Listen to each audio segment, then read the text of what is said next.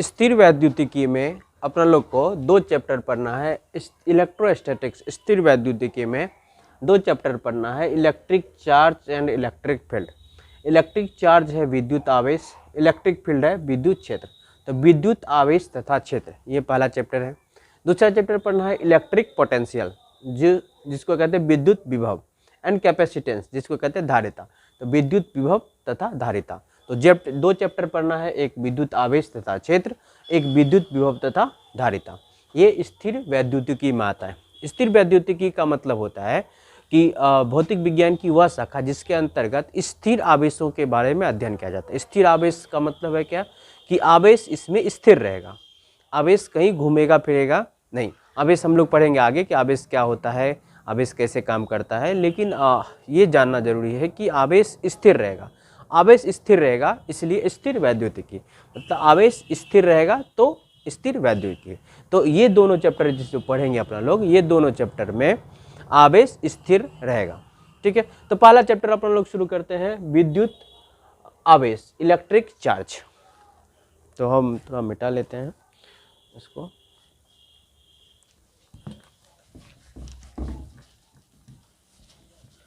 Electric charge किसे कहते हैं? तो चार्ज जो होता है वह किसी वस्तु का गुण होता है, किसी वस्तु का गुण होता है चार्ज। तो इलेक्ट्रिक चार्ज शुरू करते हैं। पहले सबसे पहले चार्ज किसको कहते हैं? तो चार्ज जो होता है आवेश को इंग्लिश में चार्ज कहते हैं। आवेश को इंग्लिश में चार्ज कहते हैं। यह किसी वस्तु का गुण होता है, किसी वस्तु का गुण होता है। सबसे पहला चीज है क्या? यह किसी वस्तु का क्या होता है? गुण होता है जो विद्युत तथा चुंबकीय क्षेत्र उत्पन्न करता है। किसी वस्तु का गुण होता है जो विद्युत तथा चुंबकीय क्षेत्र उत्पन्न करता है।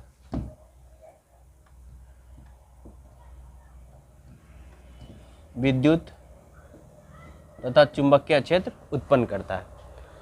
और जब विद्युत तथा चुंबकीय क्षेत्र उत्पन्न हो जाता है तो इसके प्रभावों को अनुभव करते हैं अपना लोग, इसके प्रभावों को अनुभव करते हैं। तो चार्ज क्या होता है? तो चार्ज किसी वस्तु का वह गुण होता है, चार्ज किसी वस्तु का वह गुण जो विद्युत तथा चुंबकीय क्षेत्र उत्पन्न करता है।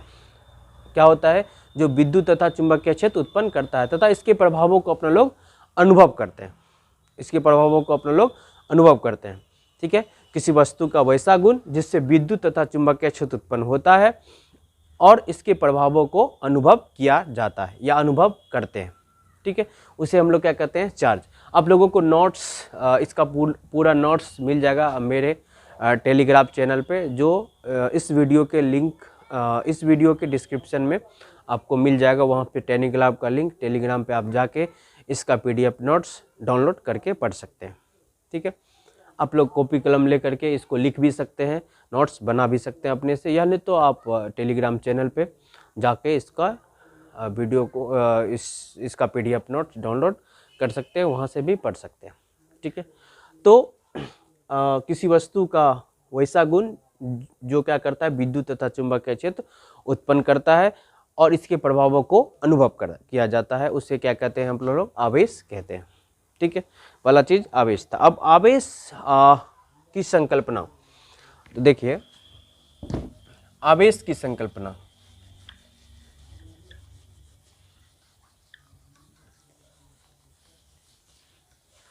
आवेश की संकल्पना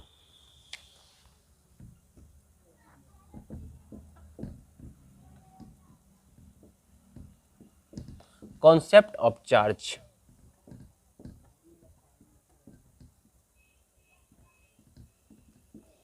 कॉन्सेप्ट ऑफ चार्ज, आवेश की संकल्पना। आवेश की संकल्पना क्या होती है? इसको ध्यान से समझिए, कोई जल्दी नहीं है, आराम से अपन लोग समझेंगे, पूरे टॉपिक को क्लियर करेंगे, उसके बाद लिखेंगे। तो आराम से समझिए आप लोग, आवेश की संकल्पना क्या होती है। तो आप लोग जानते होंगे ये Na सोडियम, ये Cl क्लोरीन। सोडियम का परमाणु संख्या 11, इसका इलेक्ट्रिक कन्फिग्रेशन होता है 2, 8 और 1। ठीक है। उसके बाद क्लोरीन का परमाणु संख्या 17, इसका इलेक्ट्रिक कन्फिग्रेशन होता है 2, 8 और 7। ठीक है। अब क्या करेंगे अपना लोग, यहाँ पे जो सोडियम है, सोडियम इसका परमाणु संख्या 11, तो सोडियम में से क्या करते हैं, एक इलेक्ट्रॉन को रिमूव करते हैं, एक इलेक्ट्रॉन। तो इसका हम लोग लिखेंगे नंबर ऑफ इलेक्ट्रॉन कितना हो गया, तो नंबर ऑफ इलेक्ट्रॉन 11 है, क्योंकि Z बराबर क्या होता है, P बराबर E, जो परमाणु संख्या होता है वही प्रोटॉन की संख्या वही इलेक्ट्रॉन की संख्या। ठीक है। इलेक्ट्रॉन 11 और प्रोटॉन भी कितना, 11। यहाँ पर एक इलेक्ट्रॉन निकाल दिया अपना लोग, तो इलेक्ट्रॉन यहाँ पे हो गया 10 और प्रोटॉन 11 का 11 ये। ठीक है। तो यहाँ पर इसमें आप लोग देख रहे हैं इलेक्ट्रॉन 10 है, इलेक्ट्रॉन 10 है, इसका मतलब है इस चीज़ में इलेक्ट्रॉन की कमी हुई है। तो इलेक्ट्रॉन की कमी हुई है, तो यहाँ पे क्या लिखेंगे, इलेक्ट्रॉन की कमी। क्लोरीन को तब तक हटा देते हैं, क्लोरीन से कोई मतलब नहीं है, यहाँ पे लिख देते हैं इलेक्ट्रॉन में कमी।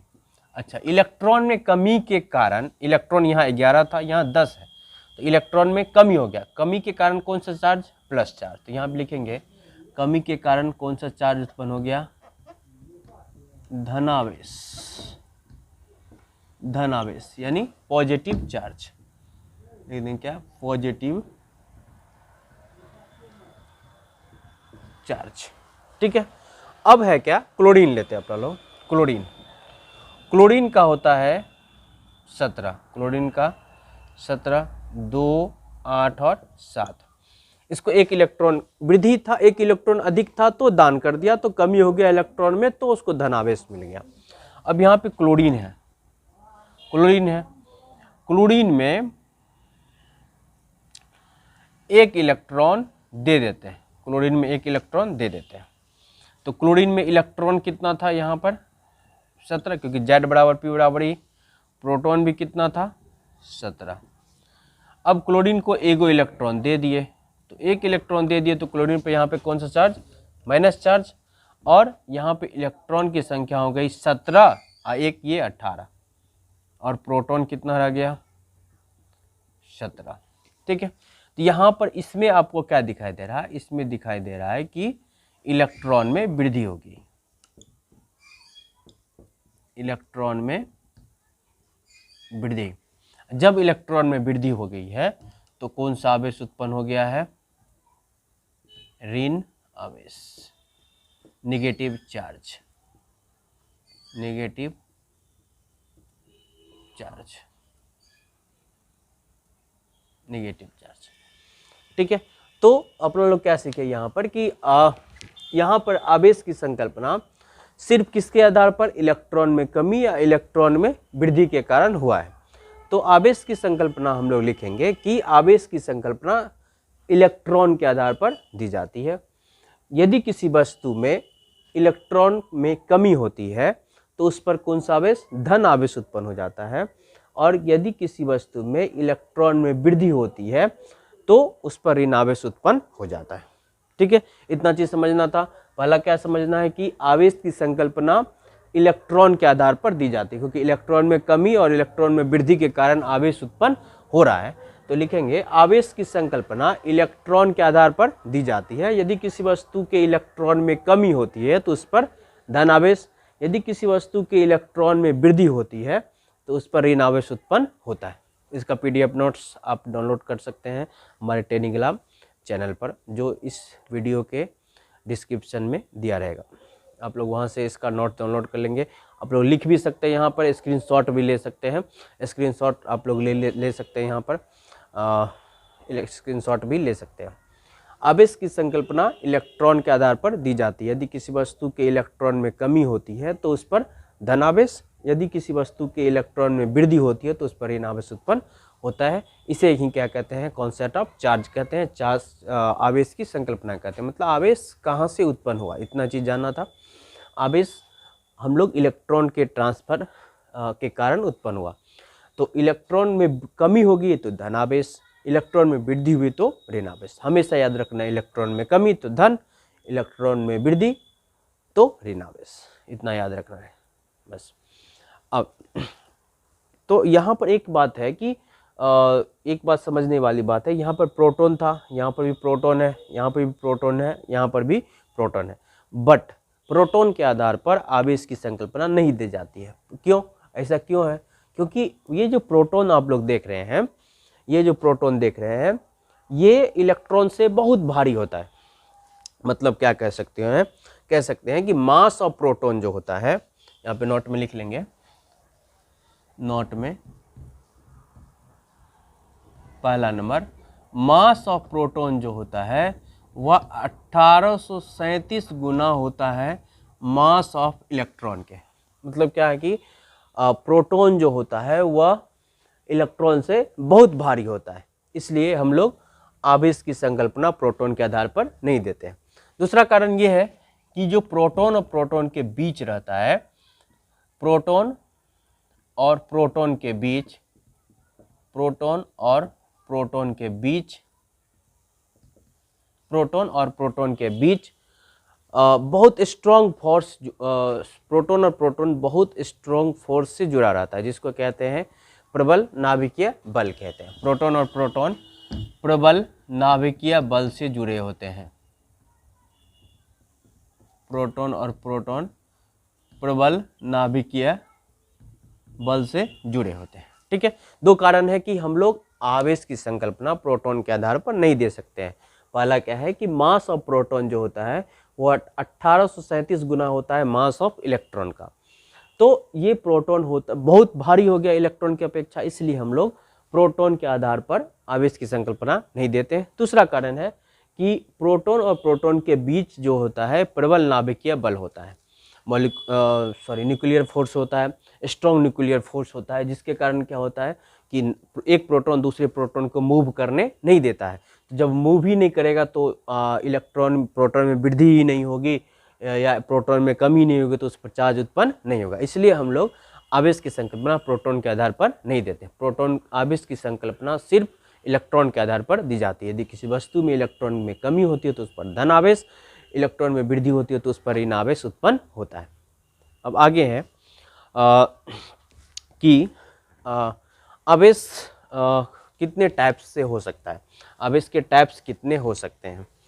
तो आवेश पहला तो अपना लोग देख लिए, दो टाइप तो होता है, धन आवेश और ऋण आवेश। तो धन आवेश किसको कहते हैं? तो धन आवेश, इलेक्ट्रॉन में कमी हो गया तो उसे धन आवेश कहेंगे, इलेक्ट्रॉन में कमी होगा तो धन आवेश, और इलेक्ट्रॉन में वृद्धि होगा तो ऋण आवेश कहेंगे।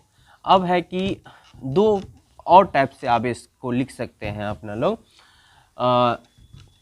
एक होता है सजातीय आवेश, लाइक चार्जेज, एक अनलाइक चार्जेज।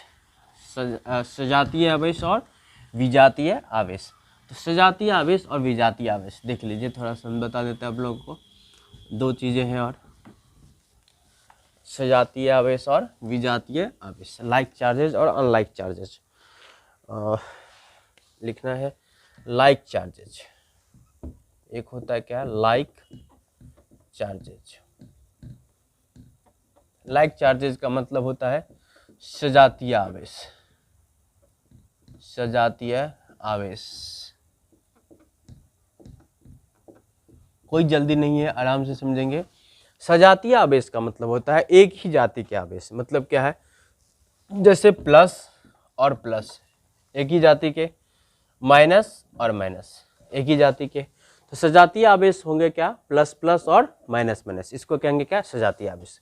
तो सजातीय आवेश एक दूसरे को रिपेल करते हैं। क्या करते हैं? एक दूसरे को रिपेल करते हैं। सजातीय आवेश एक दूसरे को क्या करते हैं, रिपेल करते हैं। रिपेल मतलब होता है प्रतिकर्षित,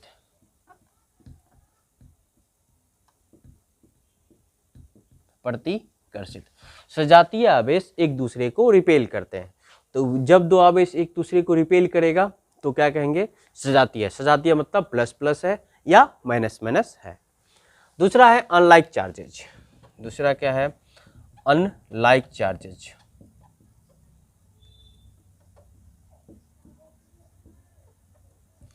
विजातीय आवेश।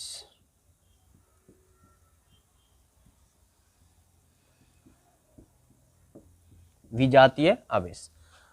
अनलाइक चार्जेज का मतलब होता है क्या, एक जाति के नहीं, विजातीय, तो प्लस माइनस माइनस प्लस, ये एक दूसरे ये चार्जेज एक दूसरे को अट्रैक्ट करेंगे,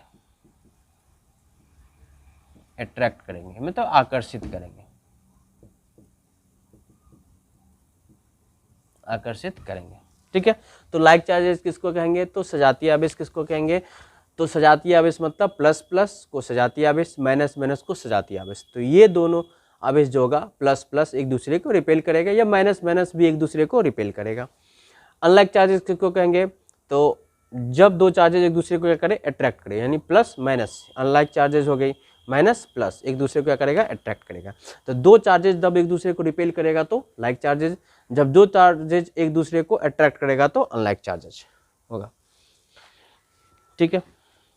और एक बात याद रखना है कि आवेश जो होता है वह अचर होता है, आवेश अचर होता है, आवेश अचर होता है, ठीक है। आवेश क्या होता है, अचर होता है, यह ध्यान रखना है तुम लोग। अब याद करना है कि नोट में याद रखना है कि आवेश कौन सी होती है, अचर होती है। चलिए अब है क्या कि हम लोग आवेश के मात्रक को जानते हैं। आवेश का मात्रक, आवेश का मात्रक हम लोग आराम से पढ़ेंगे, कोई जल्दी नहीं है, पूरा साल है अभी सिलेबस समाप्त करने के लिए। मैं पूरा फिजिक्स का वीडियो आप लोगों के बीच लेके आऊँगा। आप लोग मेरे चैनल ब्राइट करियर इंस्टीट्यूट को सब्सक्राइब कर लें ताकि आप लोगों को सही समय पे सही वीडियो का नोटिफिकेशन मिलता रहे। आप हमारे इंस्टाग्राम चैनल को भी फॉलो कर सकते हैं, हमारे टेलीग्राम चैनल को भी ज्वाइन कर सकते हैं, जिसमें कि सभी PDF नोट्स आप लोगों को सही समय पे मिलते रहेंगे। चलिए अब आवेश का मात्रक, आवेश का मात्रक, unit of charges, unit of charges, unit of charges, आवेश के मात्रक। आवेश के मात्रक, तो अपना लोग विद्युत धारा पढ़े थे, विद्युत धारा, विद्युत धारा, विद्युत धारा आवेश प्रवाह की दर को क्या कहते हैं, विद्युत धारा कहते हैं। तो विद्युत धारा बराबर होता है आवेश बटे समय, आवेश बटे समय। तो यहाँ पे आवेश निकालना है, तो आवेश होता क्या है, आवेश बराबर, ये कोना कोनी गुना हो जाएगा, तो विद्युत धारा गुना समय, ठीक है। तो विद्युत धारा, तो अब लोग मात्रक लिखेंगे इसके हिसाब से। तो विद्युत धारा का मात्रक होता है क्या, एम्पियर। विद्युत धारा क्या होता है, मात्रक एम्पियर। और समय का मात्रक सेकेंड, सॉरी समय का मात्रक सेकेंड भी लिख सकते, समय का मात्रक सेकेंड ही होता है। तो एम्पियर गुना सेकेंड, तो एम्पियर गुना सेकेंड, तो एम्पियर लिख लेते हैं, एम्पियर गुना क्या होगा, सेकेंड। एम्पियर गुना सेकेंड को कहते हैं कूलम्ब, एम्पियर गुना सेकेंड को कूलम्ब। तो आवेश का मात्रक हो गया कूलम्ब, इसको C लिखते हैं, कूलम्ब को C। तो ये हो गया आवेश का मात्रक, आवेश का मात्रक क्या हो गया, कूलम्ब। अब है क्या कि इसका ये, इसको कहते हैं कूलम्ब जो होता है, यह ध्यान रखिएगा कि ये SI यूनिट होता है, SI यूनिट। इसको लिखेंगे, लिख सकते हैं अपना लोग, आवेश का SI यूनिट, SI यूनिट हो गया। अब CGS भी होगा, जब SI है तो CGS भी होगा। इसका CGS यूनिट होता है, CGS मात्रक होता है स्टेट कूलम्ब, उसको कहते हैं क्या, state coulomb, state coulomb. State coulomb को ESU भी लिखा है, इलेक्ट्रोस्टैटिक यूनिट भी लिखा रहता है कहीं पे ESU, ESU इलेक्ट्रोस्टैटिक यूनिट। तो स्टेट कूलम्ब, तो स्टेट कूलम्ब हो गया CGS यूनिट, SI यूनिट हो गया क्या, कूलम्ब। दोनों में रिलेशन क्या होता है, तो 1 कूलम इक्वल टू होता है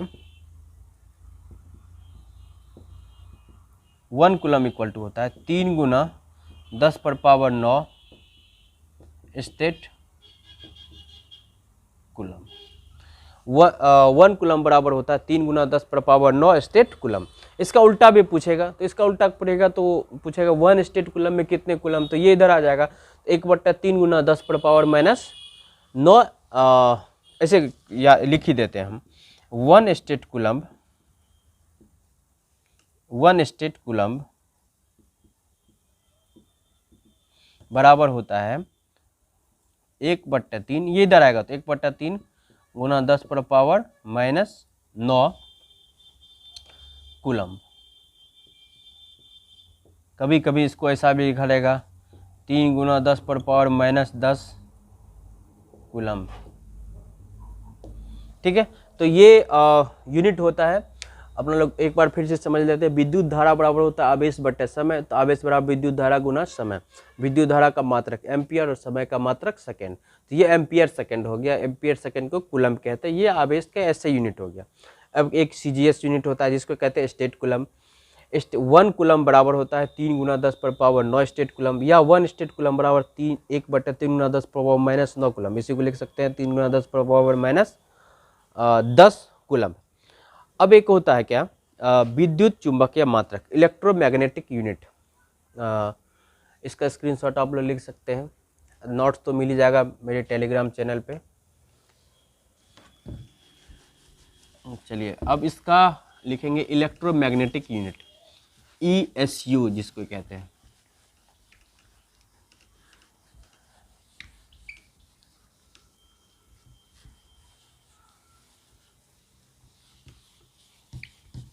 इलेक्ट्रोमैग्नेटिक यूनिट ESU।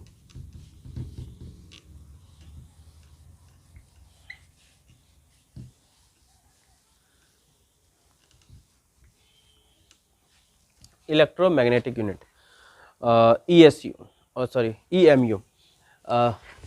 तो EMU जो होता है electromagnetic unit, electromagnetic unit EMU, इसको कहते हैं क्या, EMU। तो 1 कूलम में होता है 1 कूलम इक्वल टू होता है 1/10 EMU। इसको ऐसे भी लिख सकते हैं EMU। ये इलेक्ट्रोमैग्नेटिक यूनिट होता है। 1 कूलम में 1/10 EMU इलेक्ट्रोमैग्नेटिक यूनिट होता है। ठीक है, उसके बाद है आवेश का सबसे बड़ा मात्रक। सबसे बड़ा मात्रक पूछेगा, तो सबसे बड़ा मात्रक, आवेश का सबसे बड़ा मात्रक ये होता है फैराड। ये क्या होता है, फैराड। आवेश का सबसे बड़ा मात्रक क्या होता है, फैराड। 1 फैराड इक्वल टू होता है, ये सबसे बड़ा मात्रक होता है। 1 फैराड इक्वल टू होता है 96,500 कूलम। इसको याद रखना है। 1 फैराड इक्वल टू होता है 96,500 कूलम। ठीक है, अब है क्या, कुछ मात्रक को समझना है, कुछ चीज़ को समझना है जो बेसिकली सब चीज़ में काम देगा। हमारे फिजिक्स में जब भी न्यूमेरिकल सॉल्व करेंगे तो ये चीज़ हमें काम देगा। अन्य मात्रक, अदर यूनिट्स, अन्य मात्रक जो इसके साथ लगा रहेगा। जैसे मान लेते हैं मैक्रो, एक होता है मैक्रो। मैक्रो का मतलब होता है 10 पर पावर -6 मैक्रो। एक होता है नैनो, नैनो, इसका मतलब होता है क्या, 10 पर पावर -9। एक होता है पीको, पीको, इसका मतलब होता है 10 पर पावर -12। एक मिली, मिली, ये होता है 10 पर पावर -3। ये अन्य यूनिट है। जैसे मान लीजिए लिखा रहेगा 1 माइक्रो कूलम, 1 माइक्रो कूलम, इसका मतलब होता है 10 पर पावर -6 कूलम। जैसे लिखा रहेगा 1 नैनो कूलम, इसका मतलब 10 पर पावर माइनस 9 कूलम्ब। जैसे लिखा रहेगा 1 पिको कूलम्ब, इसका मतलब होगा 10 पर पावर माइनस 12 कूलम्ब। 1 मिली कूलम्ब लिखा रहेगा, तो इसका मतलब होता है 10 पर पावर माइनस 3 कूलम्ब। ये होता है अन्य मात्रक, माइक्रो, नैनो, पिको और मिली। माइक्रो का मतलब 10 पर पावर माइनस 6, नैनो का मतलब 10 पर पावर माइनस 9, पिको का मतलब 10 पर पावर माइनस 12 और मिली का मतलब 10 पर पावर माइनस 3। ये अन्य मात्रक होते हैं। तो बेसिकली हम लोग को एसआई यूनिट याद रखना है। एसआई यूनिट चार्ज का कूलम्ब होता है। उसके बाद सीजीएस यूनिट स्टेट कूलम्ब होता है। उसके बाद सबसे बड़ा मात्रक होता है फैराड होता है। 1 coulomb equal to 1/10 electromagnetic unit होता है। 1 फैराड इक्वल टू 96,500 कूलम्ब होता है। ये याद रखना है। ये और माइक्रो, नैनो, पिको और मिली, इतना चीज़ याद रखना है चार्जेज में। इसका ये यूनिट था। अब बेसिकली हम लोग पढ़ेंगे कि आवेश के क्वांटीकरण का सिद्धांत। ठीक है, आवेश के क्वांटीकरण का सिद्धांत क्या होता है। तो यहाँ से अपना लोग आप चाहे तो ले सकते हैं इसका स्क्रीनशॉट। अब पढ़ेंगे आवेश के क्वांटीकरण का सिद्धांत।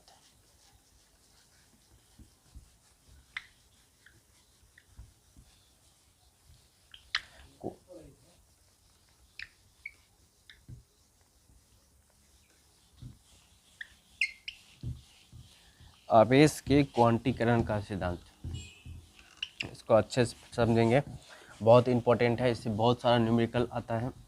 न्यूमेरिकल भी करेंगे, न्यूमेरिकल का भी सीरीज लेके आएंगे। न्यूमेरिकल के सीरीज में भी बहुत सारा न्यूमेरिकल लगाएंगे।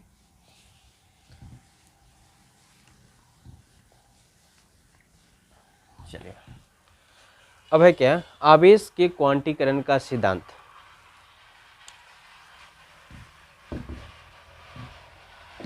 अगला है आवेश के क्वांटीकरण का सिद्धांत।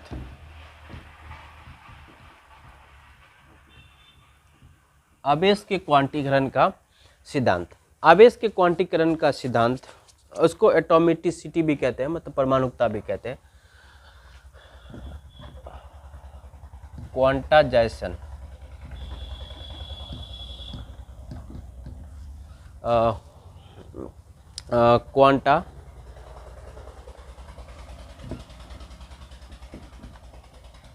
Quantization of charge. ठीक है, आवेश के क्वांटीकरण का सिद्धांत, क्वांटाइजेशन ऑफ चार्ज क्या होता है, इसको ध्यान से अच्छे से समझना है। मान लेते हैं हम कोई एक ऑब्जेक्ट लेते हैं, मान लेते हैं हम क्या, कोई एक ऑब्जेक्ट लेते हैं। ठीक है, ये ऑब्जेक्ट है, कोई वस्तु है, इसमें इलेक्ट्रॉन दे रहे हैं, इलेक्ट्रॉन दे रहे हैं। अपना लोग दो चीज़ें पढ़ें, याद रखना है, दो चीज़ें पढ़ें। यहाँ पे मैं लिख देता हूँ, इसको ध्यान से याद रखना है। दो चीज़ें पढ़ें। पहला चीज़ पढ़ें क्या, इलेक्ट्रॉन में कमी, इलेक्ट्रॉन में कमी, तो कौन सा चार्ज, पॉजिटिव चार्ज। उसके बाद इलेक्ट्रॉन में वृद्धि, कौन सा charge, negative charge, negative charge. ठीक है, इतना दो चीज पढ़े हैं, इलेक्ट्रॉन में कमी तो पॉजिटिव, इलेक्ट्रॉन में वृद्धि तो निगेटिव चार्ज। ठीक है, चलिए अब मान लेते हैं एक कोई वस्तु है, इसमें एक इलेक्ट्रॉन या दो इलेक्ट्रॉन बाहर से देते हैं, तो इसमें तो ये उदासीन है पहले। अब हम लोग क्या किए, इलेक्ट्रॉन इसमें दिए, इलेक्ट्रॉन दिए, तो मान लेते एक इलेक्ट्रॉन दे दिए, फिर दो दे दिए, फिर तीन दे दिए, इसी प्रकार n इलेक्ट्रॉन इसमें दे दिए।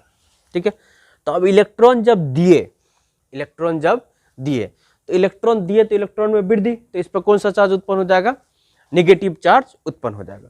एक इलेक्ट्रॉन दिए तो एक इलेक्ट्रॉन के बराबर चार्ज, दो इलेक्ट्रॉन देंगे तो दो इलेक्ट्रॉन, तीन इलेक्ट्रॉन देंगे तो तीन, इसी प्रकार n इलेक्ट्रॉन दिए, इलेक्ट्रॉन दिए तो इलेक्ट्रॉन में क्या हो गया, वृद्धि हो गया, वृद्धि हुआ तो कौन सा चार्ज, माइनस चार्ज, इस पर कौन सा चार्ज उत्पन्न हो गया, माइनस चार्ज उत्पन्न हो गया।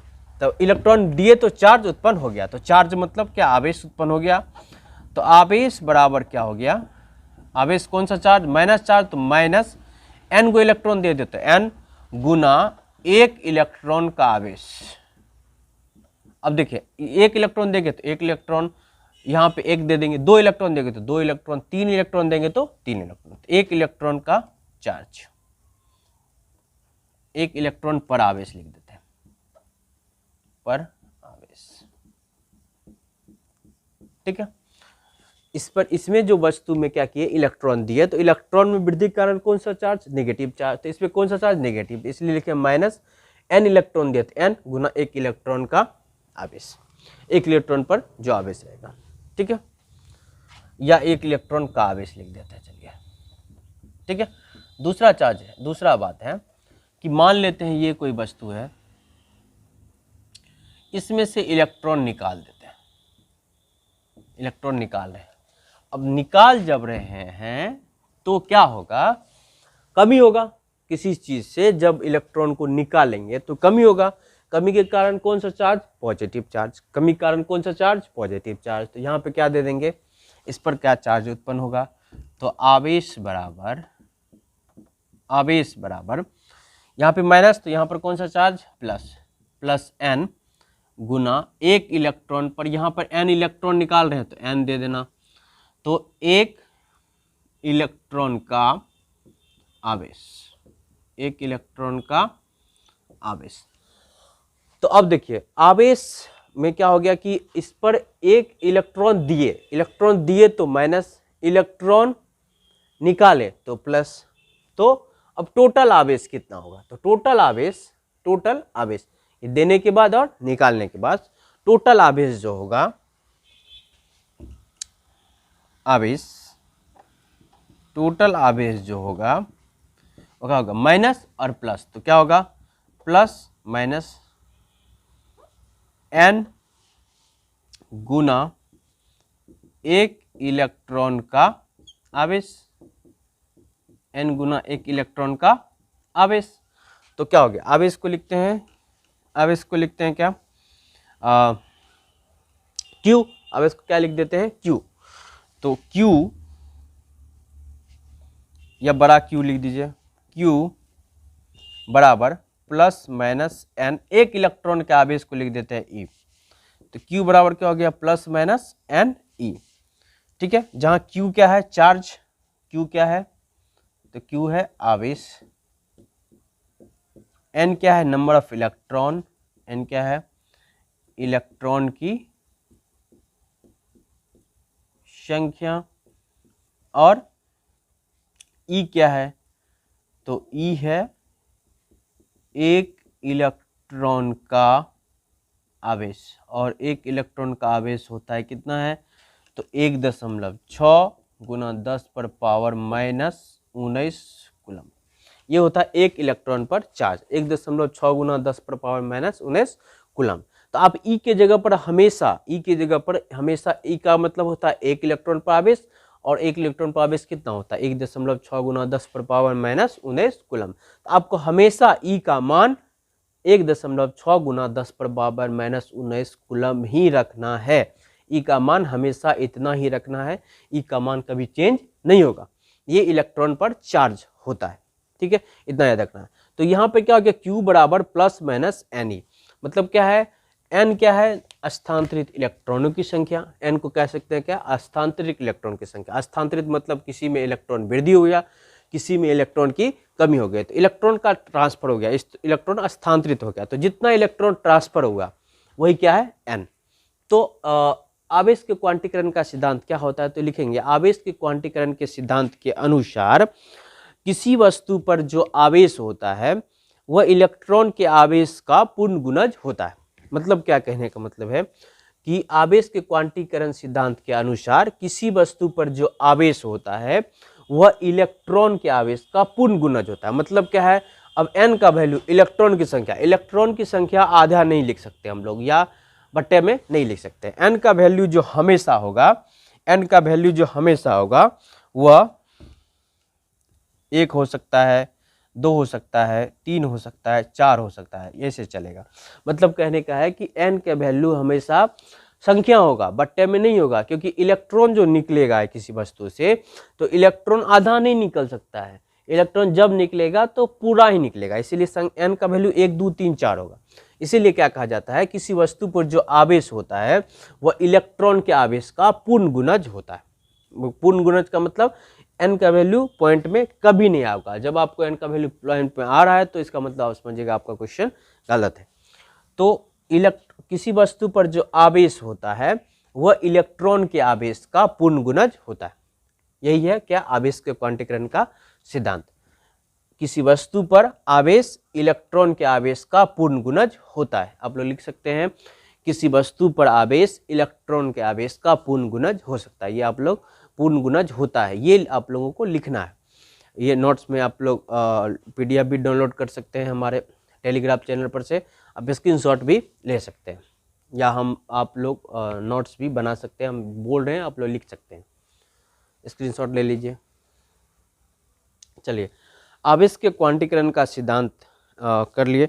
इसमें एक बात और ध्यान रखना है कि जो ये मूलभूत आवेश होता है ये कभी चेंज नहीं होगा। ये आप लोग को हम पहले भी बता चुके हैं कि ये चेंज नहीं होगा। ई का वैल्यू हमेशा 1.6 गुना 10⁻⁻19 कूलम भी रखना है। कभी कभी अल्फा कण पूछ देता है। अल्फा कण पर जो चार्ज होता है ना, अल्फा कण पर चार्ज, अब अल्फा कण दे देगा, बोलेगा अल्फा कण, तो अल्फा पार्टिकल, अल्फा कण पर जो चार्ज होता है वह 2 गो इलेक्ट्रॉन के चार्ज के बराबर होता है। 2 गो इलेक्ट्रॉन का चार्ज मतलब क्या, 3.2 गुना 10⁻⁻19 कूलम। ये अल्फा कण पर चार्ज होता है। अल्फा कण कभी भी देगा तो 2 इलेक्ट्रॉन के चार्ज के बराबर लिख देना है। 2 गो इलेक्ट्रॉन यानी 3.2 गुना 10⁻⁻19 कूलम, इतना लिख देंगे हम लोग इसका चार्ज अल्फा कण पर। ठीक है, इस पर न्यूमेरिकल भी करते हैं 1 2।